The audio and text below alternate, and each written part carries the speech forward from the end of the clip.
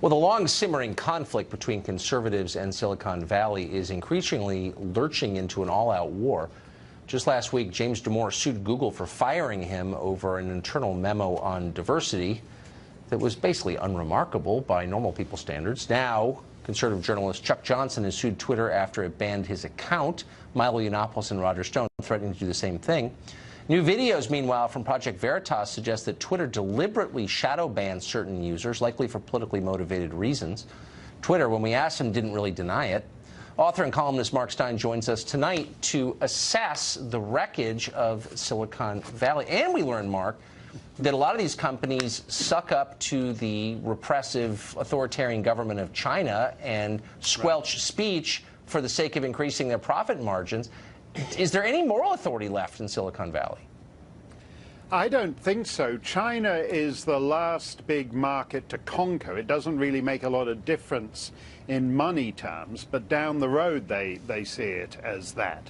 And if you look at it in particular, the Internet has, in the last 10 years, I love the Internet. I preferred the Internet 10, 15 years ago. In the last decade, it's dwindled down to a duopoly. Basically Facebook and Google, who between them take 84% of the digital revenue on the entire planet, excluding China.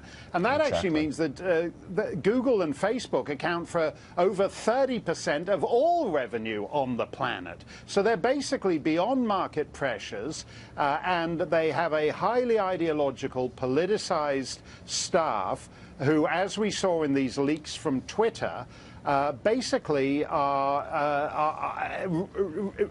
glorying, reveling in the power they have to do down their ideological foes.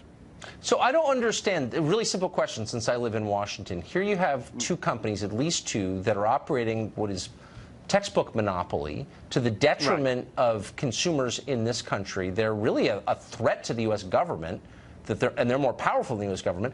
And the U.S. Congress, which is charged with overseeing this and preventing this from happening, throws up its hands and says, I don't see any violation here. I don't understand how they could sit impotently in the face of this threat. No, well, I thought Senator Lee was rather unimpressive on your show a couple of days ago on this, Tucker. Very disappointing. In a sense, we are in a very potentially dangerous situation here because, as you say, this is a de facto Google, Facebook monopoly around the planet. And if you look at, for example, the European Union, Angela Merkel actually wants Facebook. She's caught on tape with Zuckerberg, in effect asking Zuckerberg to control and enforce the restriction of sort of right-wing populist movements in Germany. Theresa May in Britain looks on Facebook and Twitter in the same way, that she wants them to be her enforcers. And so I think the danger here is that in America, in the European Union and elsewhere, in a sense, the natural political inclinations of Facebook and Google are incentivized by craven politicians. There's a kind of logic. If you want to steer clear, they're beyond commercial pressure now. Only antitrust pressure in Washington or in Brussels could restrain this entity. But in a sense, they've found a political sweet spot that incentivizes the left-wing thought control they're engaging in. And yet Republicans control almost all levers of power in the U.S. government and are doing nothing. Maybe later in the week you can come back on and tell me what the point of voting for them in the first place was. I'd be interested to know. That may be... That may be a very long and depressing program. It might be. Mark Stein, thank you as always. And a ratings bomb to boot. Thanks a lot, Tucker. Thank you.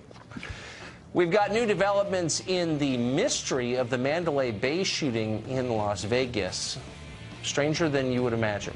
We've got them. We're right back.